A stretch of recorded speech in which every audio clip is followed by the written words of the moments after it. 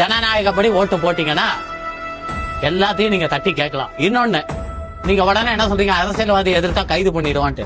ஒருத்தர் 2 பேரா போனா தானே கைது பண்ணுவாங்க.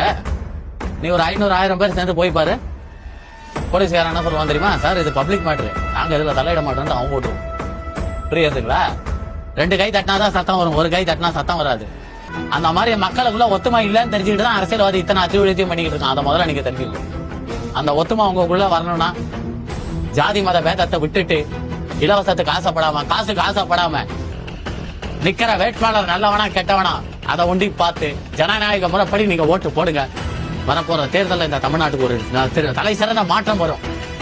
மாற்றம் வந்தாலும் அவன் தப்பு செஞ்சாலும் நீங்க கேட்கக்கூடிய தைரியம் உங்களுக்கு வரும். என்ன மாதிரி தயவு செய்து இந்த தடவை தமிழக பொதுமக்கள் சிந்தி, நான் இவங்களுக்கு தான் ஓட்டு போட அவங்களுக்கு தான் ஓட்டு போடலன்னு நான் சொல்லல.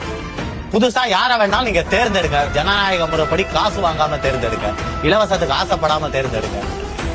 உங்களுடைய உரிமைகளை விற்காதீங்க. அப்ப நீங்க உங்களோட பிரச்சனைகளை நீங்க அந்த தொகுதி எம்எல்ஏ கிட்ட நீங்க தட்டி கேட்க முடியும். அவன் வீட்டு எம்எல்ஏ வீட்டு வாசல்லே போய் நிக்கலாம்.